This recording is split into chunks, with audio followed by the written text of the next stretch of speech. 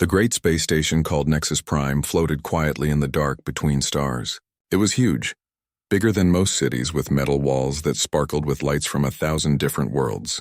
Inside its main meeting hall, the most important scientists in the galaxy had come together for their biggest conference of the year. Dr. Tae-Min Park sat in the back row, trying not to feel out of place.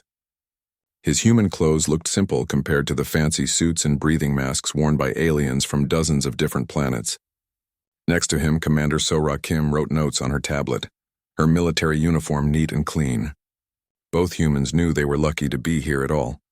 The speaker at the front was a tall, thin alien with purple skin and 4 arms. His name was High Researcher Veltar, and he was one of the most respected scientists in the Galactic Council. Right now, he was talking about something that made Tae-Min's stomach feel tight with anger. "Deathworlds," Veltar said, his voice coming through the translation device as cold and matter-of-fact. "These are planets so dangerous that intelligent life could never develop there naturally. The conditions are simply too harsh, too deadly for complex thinking to evolve." A huge display screen showed pictures of different planets. Some were covered in ice, others in burning deserts, and some had skies that glowed with deadly radiation. At the bottom of the list was Earth, marked with bright red warnings and the scariest classification of all, Omega 7. Veltar pointed at Earth's image with one of his 4 hands. "As you can see, the human homeworld represents the most extreme example we have ever discovered. The gravity is crushing. The weather changes so fast it would kill most of us in hours. The radiation from their star would burn through our protective suits. The very air has too much oxygen and would poison many species here today." Tae-Min felt So-Ra's hand tighten into a fist beside him. She had fought battles on planets that these aliens thought were impossible to survive on. She had seen human soldiers work for days in conditions that would have killed most of the creatures in this room in minutes. "The temperature on Earth," Veltar continued, "swings from freezing cold to deadly heat. Their oceans are filled with salt that would burn our skin. Their land shakes with earthquakes that would destroy our cities. Lightning strikes their surface thousands of times every day. It is, quite simply, a world of death." Around the room, aliens nodded and made sounds of agreement. Some looked at the 2 humans with what might have been pity, others with curiosity, as if they were looking at strange animals in a zoo. "This brings us to the great mystery," Veltar said, his voice getting more excited. "How did humans become intelligent? How did they develop technology and space travel when they come from such an impossible world?" The alien scientist touched a control, and the screen showed pictures of human DNA, brain scans, and body measurements. "After careful study, we have reached the only logical conclusion. Humans are not natural. They were created by some unknown alien species long ago, probably as workers or soldiers who could survive in terrible conditions." Tae-Min felt his face get hot with anger. So-Ra's pen snapped in her hand. "The evidence is clear," Veltar went on. "No species could evolve intelligence naturally on a death world. The constant danger, the need to simply survive, would prevent the development of complex thought. Intelligence requires safety, stability, and plenty of food. It needs a peaceful environment where thinking creatures can grow and learn without fear." He gestured to the crowd of aliens in the room. "All of us here today come from what we call garden worlds. Planets with steady weather, gentle gravity, and safe conditions. This is how intelligence is supposed to develop. Slowly, carefully, in harmony with a kind environment." The screen showed pictures of these garden worlds. They looked like paradise compared to Earth. Green fields under gentle suns, calm oceans, cities that had never known earthquakes or storms. "Humans," Veltar said with what sounded like sympathy in his translated voice, "are the victims of cruel experiment. Some powerful race long ago took simple animals from Earth and changed them, forced intelligence into creatures that should never have possessed it. This is why they are so violent, so aggressive, so comfortable with danger. They are not truly civilized like the rest of us."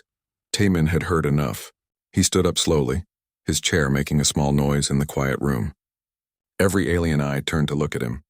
Some seemed surprised that a human would dare to interrupt such an important meeting. "Honored researcher," Tae-Min said, his voice steady despite his anger. "I think there might be some information you haven't seen yet.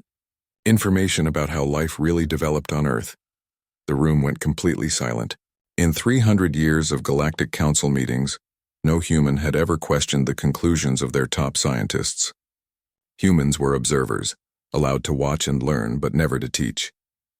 Beltar's 4 eyes blinked and what Taimin had learned was confusion. "Human, do you claim to have scientific knowledge that has escaped our researchers?" "I claim to have the truth," Taimin replied. "And I think the council deserves to hear it." Commander Sora stood up next to him. Her military training showed in the way she held herself straight and confident. "We have data that might change how you think about Deathworlds and the species that come from them." Whispers started around the room. Some aliens sounded angry, others curious. The idea that humans might know something that the advanced species of the galaxy had missed seemed impossible to most of them. Veltar looked uncertain for the first time since Taimin had been watching him. The alien scientist was used to being the smartest person in any room, used to having all the answers. The thought that 2 primitive humans from a death world might challenge his conclusions clearly made him uncomfortable. "Very well," Veltar said after a long pause. "The council is always interested in new information, even from unlikely sources. You may present your data to the science committee tomorrow. But do not waste our time with emotional arguments or primitive superstitions." Taimin smiled, but it wasn't a happy smile. "Don't worry, honored researcher. We'll stick to facts. Facts about evolution, survival, and what really makes a species intelligent." As the meeting ended and the aliens began to file out, many of them stared at the 2 humans. Some looked curious, others annoyed, and a few seemed worried. Change was coming to the Galactic Council, whether they wanted it or not. That night, in their small quarters aboard the station, Taimin and Sora prepared for the most important presentation of their lives. They had evidence that would shake the foundations of everything the galaxy believed about intelligence, evolution, and the nature of life itself. They had the truth about Deathworlds, and tomorrow the galaxy would finally hear it. 3 days later, Taimin and Sora stood in the most important room in the galaxy. The Chamber of Worlds was enormous, with seats arranged in circles that went up and up like a giant bowl. Each seat was designed for a different type of alien, with special air supplies, temperature controls, and gravity adjusters. Representatives from 47 different worlds sat watching the 2 humans. Some breathed through tubes connected to tanks of gas. Others floated in bubbles of liquid. A few glowed with their own light, while others were so dark they seemed to absorb the light around them. The variety was amazing and terrifying at the same time. At the center of it all was a small platform where Taimin and Sora waited.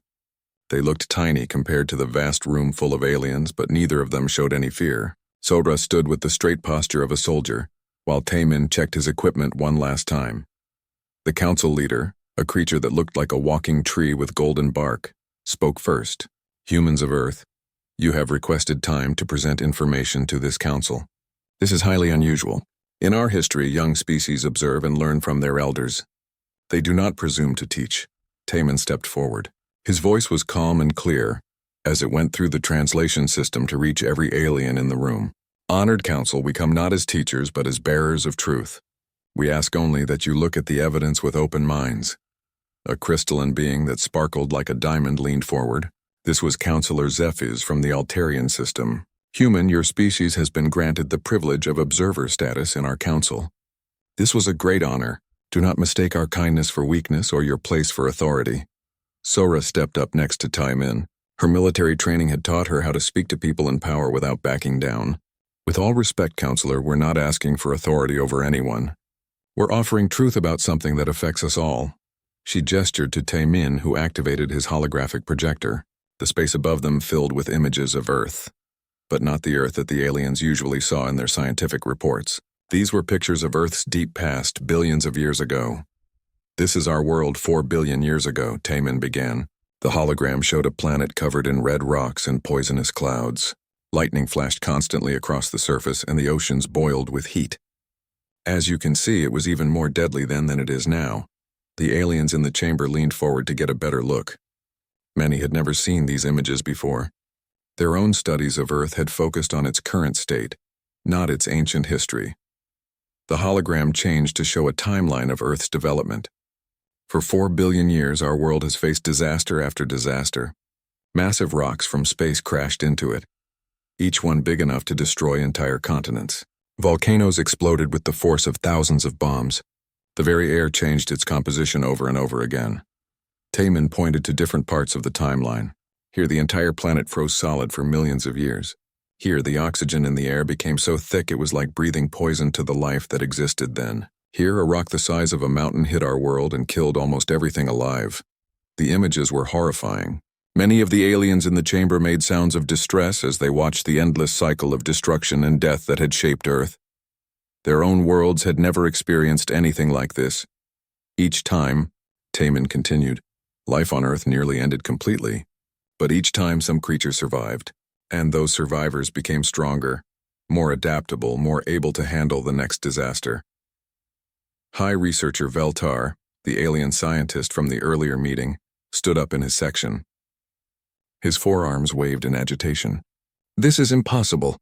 The mathematical probability of intelligence emerging from such chaos is essentially zero.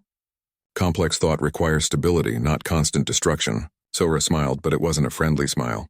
That's where you're wrong, honored researcher. You're thinking about it backwards. She activated her own data display, showing charts and graphs that filled the air around them. You believe that intelligence comes from safety and comfort. But look at the evidence. Every species in this council comes from what humans would call paradise worlds. The display showed planet after planet, the homeworlds of every species in the Galactic Council. They all looked remarkably similar. Gentle weather, stable climates, predictable seasons, calm oceans, and mild temperatures. Your evolution was slow and comfortable, Sora explained. You had thousands of years to develop each new ability. You specialized, becoming very good at living in your specific environments. You are exactly what we would expect from stable world evolution. The hologram shifted to show comparative data. But humans are different. We're not specialists. We're generalists. We can live in temperature ranges that would kill most of you. We can eat foods that would poison half the species in this room. We can work in gravity levels that would crush some of you or make others float away helplessly. Taman took over the presentation. Our immune systems treat the galaxy's deadliest diseases as minor inconveniences. Our bodies can function in radiation levels that would cook most organic tissue. We can hold our breath longer, run farther, and heal faster than almost any other known species. The data was overwhelming. Charts showed human capabilities compared to every other council species, and in almost every category related to survival, humans exceeded the galactic average by huge margins. A gaseous being from the Nexarian system spoke up, its voice like wind through metal tubes. Are you suggesting that suffering creates superiority? That struggle produces advancement? Sora's response cut through the chamber like a sharp blade. We're suggesting that comfort creates weakness. When was the last time any of your species faced a real challenge? When did you last have to adapt or die? The silence that followed was uncomfortable. Many of the aliens looked at each other uncertainly.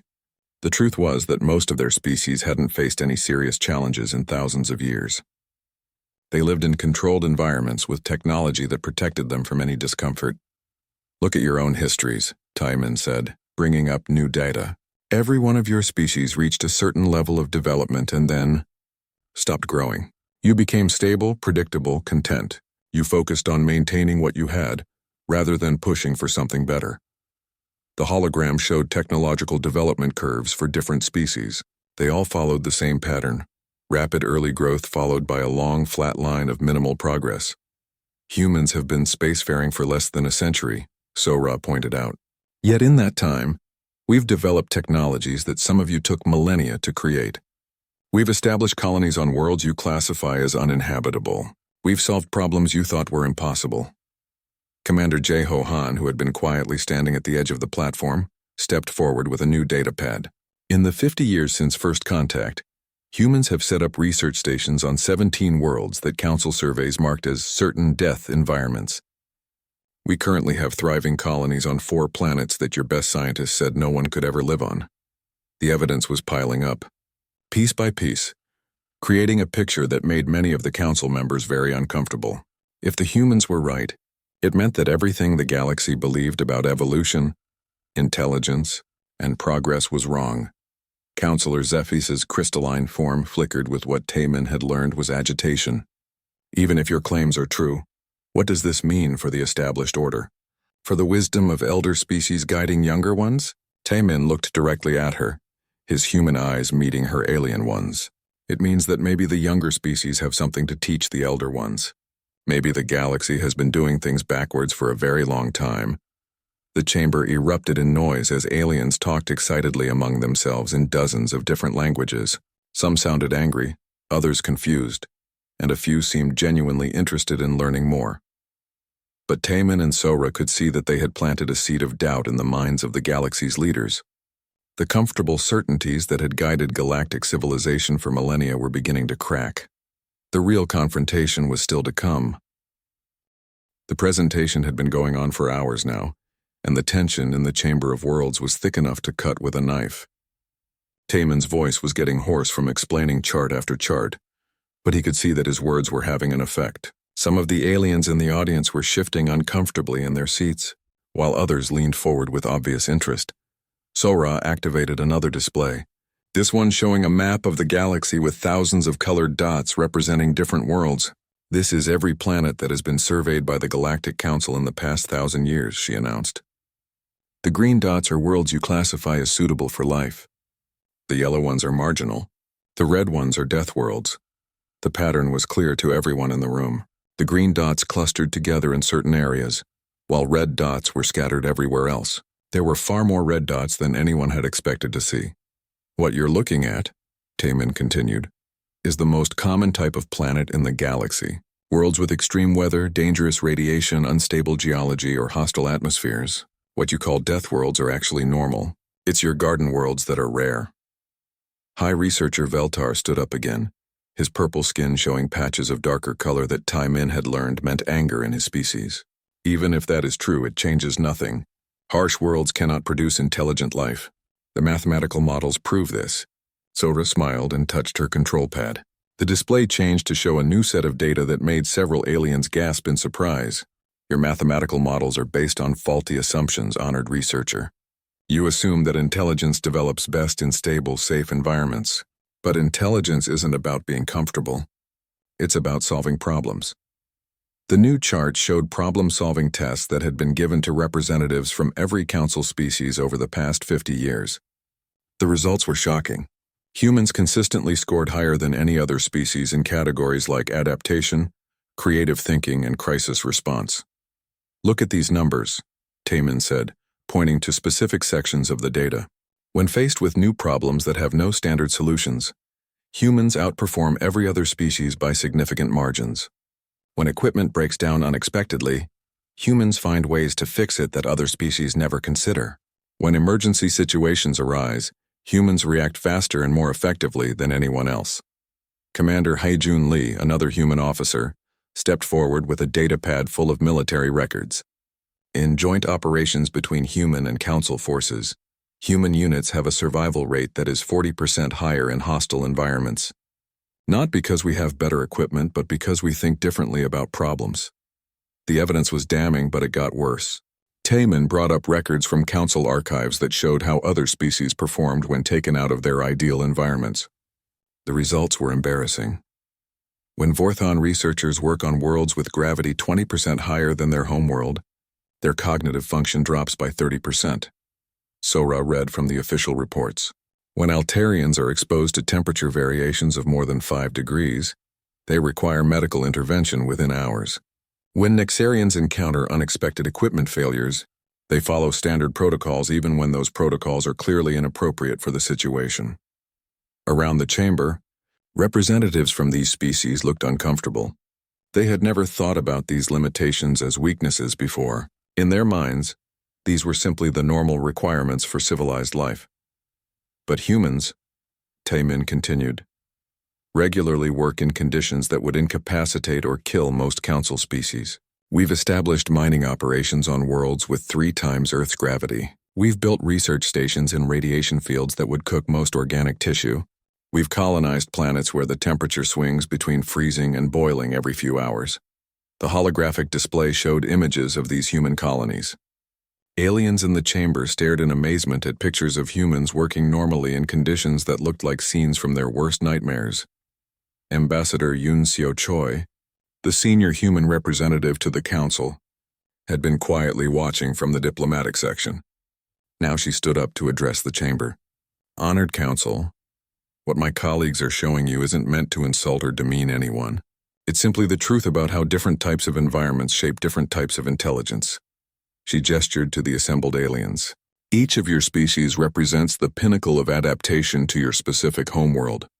You are perfectly designed for your environments. Your intelligence developed to solve the specific problems your worlds presented. You are specialists, and there is nothing wrong with that.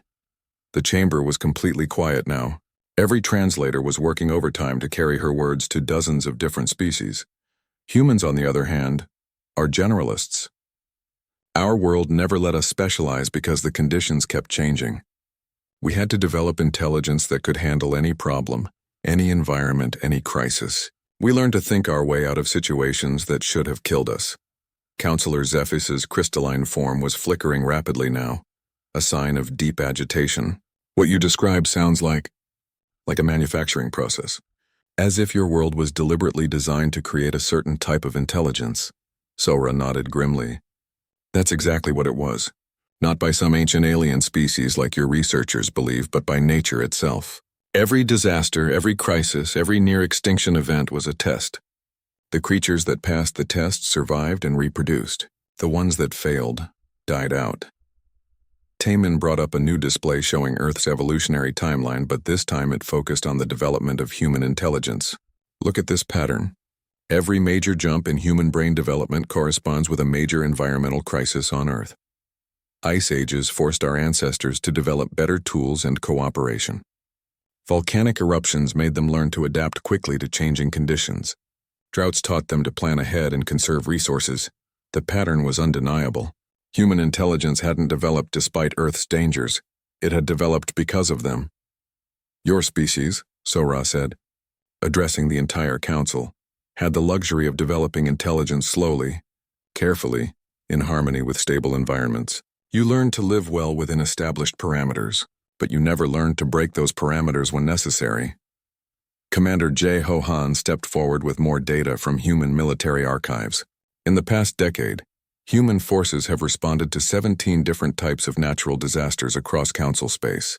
Solar flares that knocked out planetary power grids, asteroid impacts, atmospheric poisoning, gravitational anomalies, and more. In every case, human response teams arrived and began solving problems that local populations thought were impossible to fix.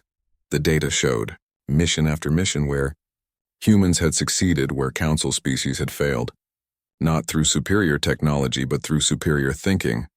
When the Vorthan colony on Kepler 438b lost their atmospheric processors, Jeho continued, their best engineers said it would take 6 months to design a solution.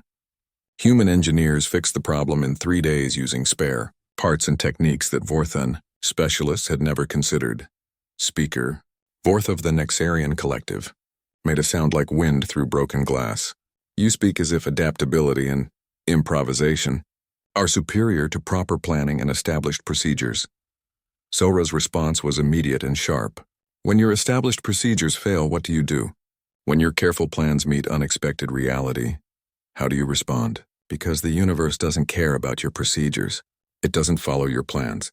It throws problems at you that no one has ever seen before, and it demands solutions that no one has ever tried. She gestured to the images of human colonies still floating in the holographic display.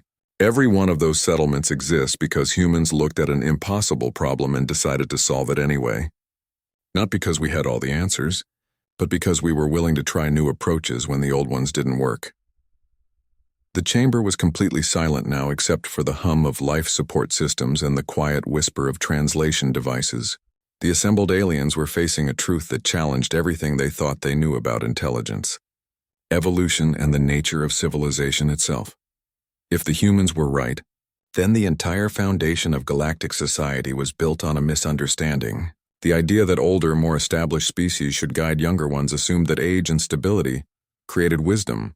But what if they actually created stagnation?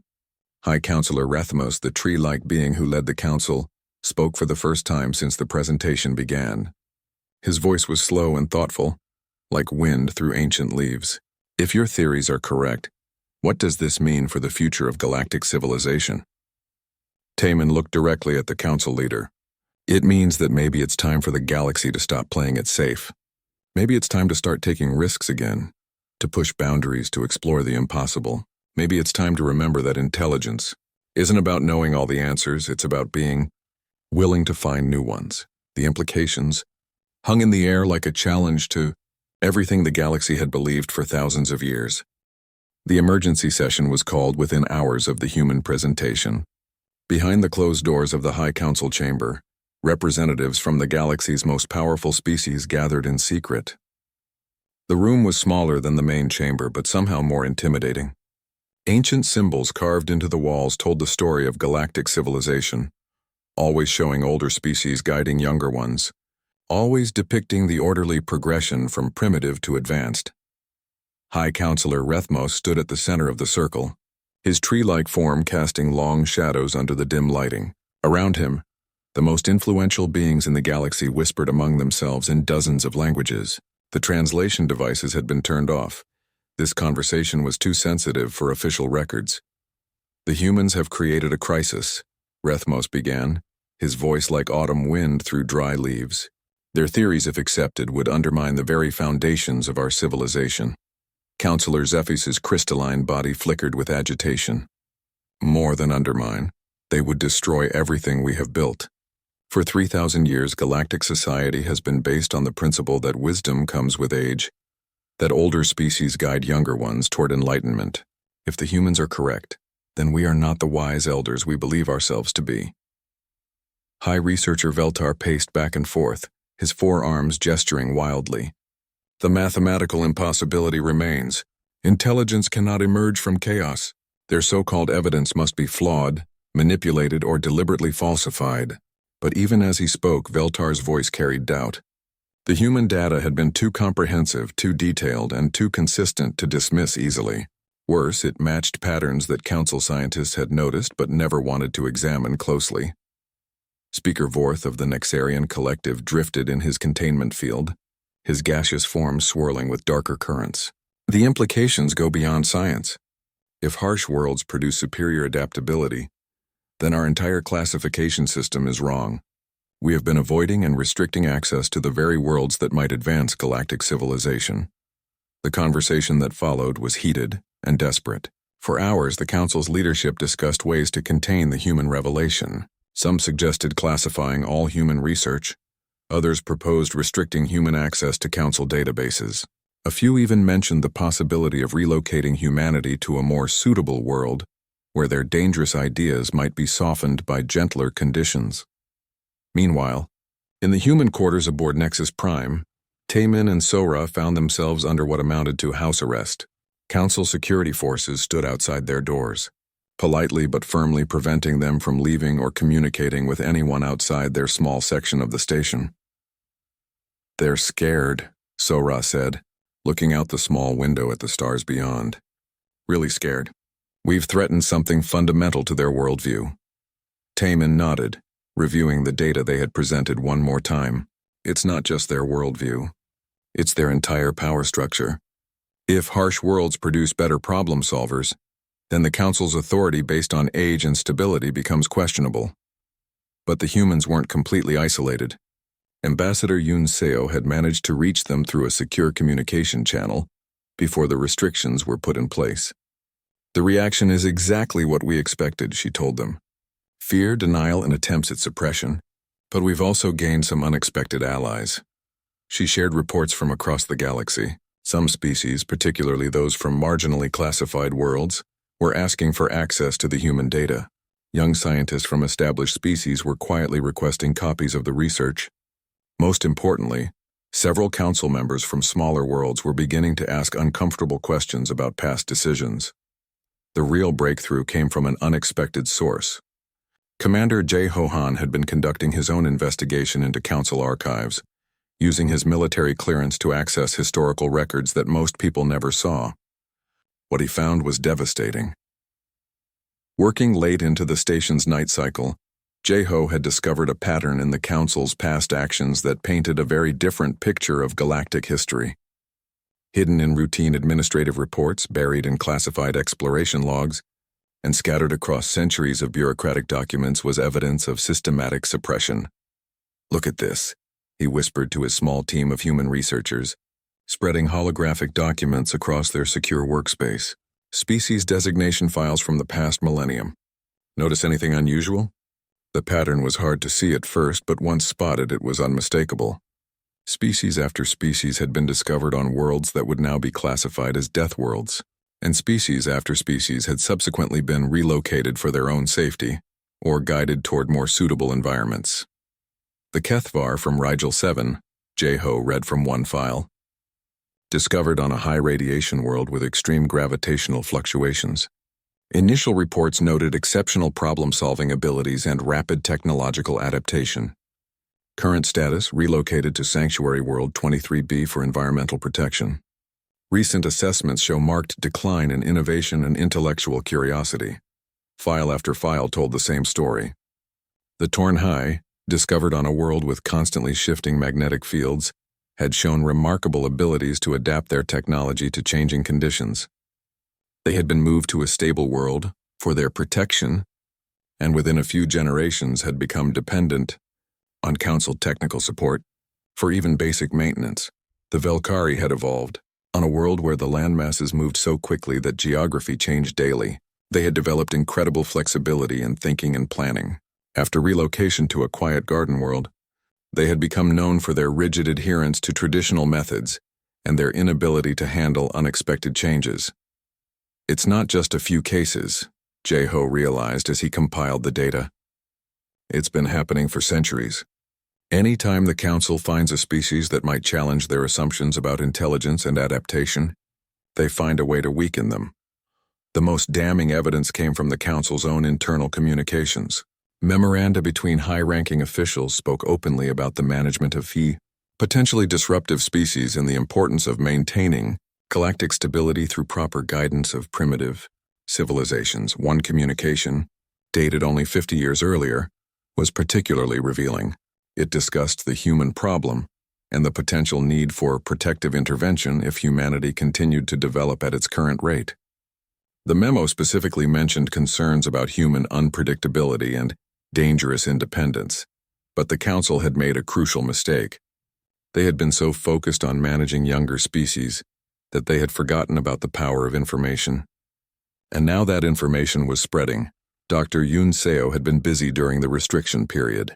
Using her diplomatic contacts, she had shared carefully selected pieces of human research with sympathetic Council members. The response was immediate and growing. Junior scientists across the galaxy began requesting access to restricted Deathworld survey data. Younger Council members started asking questions about past relocation decisions. Species that had been guided to safer worlds began to demand explanations for their ancestors' forced migrations. The most significant response came from the Torani, a species that had been relocated 3 centuries earlier. Their current generation had grown up on stories of their harsh homeworld, tales that the Council had dismissed as primitive mythology. Now they were demanding the right to return to their original world and reclaim their heritage.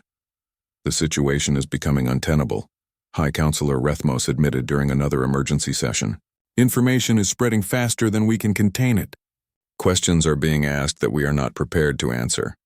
Counselor Zephys's crystalline form was flickering more rapidly now, her agitation visible to everyone in the room. The humans have done more than challenge our science. They have exposed our methods. If the galaxy learns that we have been systematically weakening potential rivals, our authority will collapse. High researcher Veltar had grown quieter over the past few days. His own research teams had been reviewing the human data, and their private reports to him had been troubling. The mathematical models that had supported Council theory for centuries were indeed flawed, based on assumptions that had never been properly tested. Perhaps, he said reluctantly, we should consider the possibility that the humans are correct. The silence that followed was deafening. For a species to admit that their fundamental understanding of intelligence and evolution was wrong, went against everything the Council, represented Speaker Vorth's gaseous form, swirled with darker currents. If we accept their theories, what happens to galactic civilization? What happens to the order we have maintained for millennia? What happens to us? It was High Counselor Rethmos who finally spoke the truth that everyone in the room was thinking, but afraid to say. If the humans are correct, then we are not the wise guides we believed ourselves to be. We are obstacles to progress, barriers to advancement. We are the problem. The admission hung in the air like a death sentence for everything they had built. Outside their secret chamber, the galaxy was already beginning to change. Information was spreading, questions were being asked, and the comfortable certain. The Grand Assembly had never seen anything like it. For the first time in the Council's 3,000-year history, every seat in the Chamber of Worlds was filled. Representatives who normally sent deputies had come in person. Species that rarely participated in council affairs had traveled across the galaxy to witness what many believed would be the most important session ever held. The air in the massive chamber crackled with tension. Translation devices worked overtime as hundreds of different languages filled the space with whispers, arguments, and demands. Some aliens floated in specialized environments. Others required pressure suits, and a few glowed with their own internal light. But all of them were focused on the small platform at the center where two humans waited. Taemin and Sora stood calmly, despite the chaos around them. They had been summoned to face formal charges of disrupting galactic harmony and promoting dangerous ideologies. The accusations were serious enough to result in permanent exile from council space. Or worse, High Counselor Rethmos rose from his position at the central podium.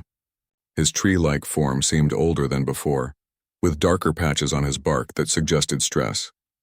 When he spoke, his voice carried to every corner of the vast chamber.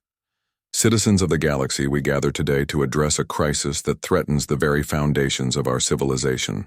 The humans before us have made claims that challenge our most basic understanding of intelligence, evolution, and the proper order of galactic society. He gestured toward Taemin and Sora with one of his branch-like arms. They have suggested that suffering creates strength, that struggle breeds superiority, that the harsh worlds we have worked so hard to protect species from are somehow beneficial to development. These ideas are not only wrong, they are dangerous. The chamber erupted in noise as different factions shouted their support or opposition. Some aliens called for the humans to be silenced permanently, while others demanded that they be allowed to present more evidence. The chaos continued for several minutes before Rethmos managed to restore order. The humans have confused correlation with causation, the High Counselor continued. Yes, they have certain abilities that exceed galactic norms, but this does not prove that their theories about Deathworld evolution are correct. It more likely proves that they are the result of artificial enhancement by some unknown precursor race. Taemin started to step forward to respond, but before he could speak, something unexpected happened. The chamber's massive display screens activated without any input from the council leadership. Images began to appear that made the assembled aliens gasp in shock and horror. Commander Jaeho's investigation had finally reached its conclusion. Using his military access codes, he had broken into the deepest levels of the council's classified archives. What appeared on the screens was documentation that the council leadership had hoped would never see the light of day. The first image showed an official council order from 400 years ago. It authorized the protective relocation of the Kethvar species from their homeworld of Rigel 7. The reason given was environmental safety, but internal communications revealed the real motivation: fear that the Kethvar's rapid technological advancement would destabilize the galactic order. These are classified documents. High Counselor Rethmos shouted, but his voice was lost in the growing uproar from the assembly. More images appeared in rapid succession: relocation orders, suppression directives, and internal memos that painted a picture of systematic oppression spanning centuries. Species after species had been identified as potentially disruptive and quietly moved to more suitable environments where their abilities would decline over generations. The Tornhai, whose homeworld had constantly shifting magnetic fields, had been exceptional at adapting technology to changing conditions. After relocation, they had become dependent on council technical support for even basic maintenance. The Velkari, who had evolved on a world where geography changed daily, had developed incredible mental flexibility. On their new garden world, they had become rigid and traditional, unable to handle unexpected changes. Sora's voice cut through the chaos in the chamber. "Honored Council, you haven't been protecting the galaxy from Deathworlds. You've been protecting yourselves from competition." The evidence continued to flow across the screens. Internal communications between high-ranking council officials spoke openly about managing potentially disruptive species and maintaining galactic stability through proper guidance. One memo specifically discussed the human problem and suggested that Earth's inhabitants might need protective intervention if they continued developing at their current rate. Ambassador Yuncio stood up in the diplomatic section, her voice carrying clearly through the translation system. For 3,000 years, the Galactic Council has presented itself as the wise elder, guiding younger species toward enlightenment. But the truth is that you have been systematically weakening any species that might challenge your authority. The chamber exploded into chaos again. Representatives from relocated species shouted demands for explanations. Others called for investigations into their own species' histories. Some of the younger council members looked genuinely shocked, while the older leadership appeared stunned by the exposure of their deepest secrets. High Researcher Veltar tried desperately to maintain the scientific justification for council actions. Even if these administrative decisions were made, the fundamental science remains unchanged. Intelligence cannot evolve naturally on Deathworlds. But his words rang hollow now. Too much evidence had been presented, too many patterns exposed. The mathematical models that had supported council theory for centuries had been revealed as flawed, based on assumptions that had never been properly tested. Taman finally got his chance to speak, and his words carried across the silent chamber with devastating clarity. The universe doesn't coddle intelligence into existence, honored council. It forges intelligence in fire, shapes it through struggle, and tests it against the impossible. Humanity didn't rise despite Earth being a death world. We rose because of it. He gestured to the evidence still flowing across the screens. And you knew it. Somewhere deep down, you've always known that comfort breeds weakness, that safety creates stagnation. That's why you've worked so hard to keep strong species from developing fully. You were afraid of what they might become. The silence that followed was unlike anything the Chamber of Worlds had ever experienced. For the first time in 3 millennia, the Galactic Council had no response, no superior wisdom to offer, no carefully crafted explanation to maintain their authority. Counselor Zephys's crystalline form flickered wildly as she tried to find words to defend the indefensible. We maintained order. We prevented conflict. We protected civilization itself. Sora's response was swift and merciless.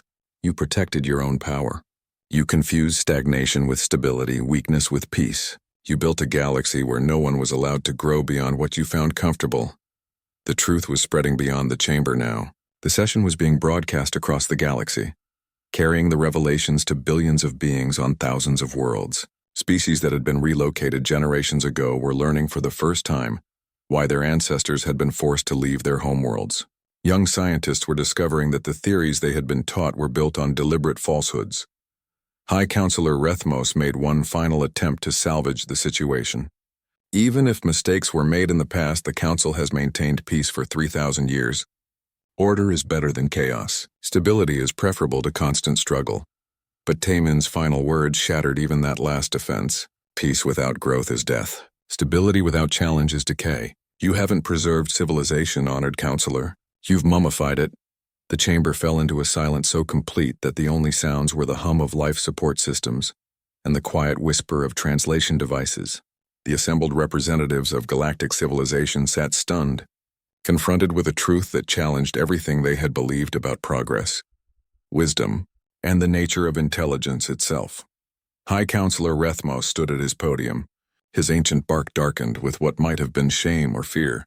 For the first time in his long life, he had no words of guidance to offer, no solution to propose, no authority to assert. The age of comfortable certainty was ending. In its place, something new and uncertain was being born. The galaxy's children would no longer be sheltered from challenge, protected from struggle, or guided away from the harsh realities that forge true strength. The Galactic Council's session ended not with a vote or a decree, but with silence.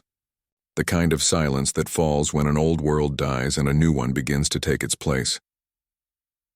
In the months that followed, the first Deathworld Development Initiative was quietly established.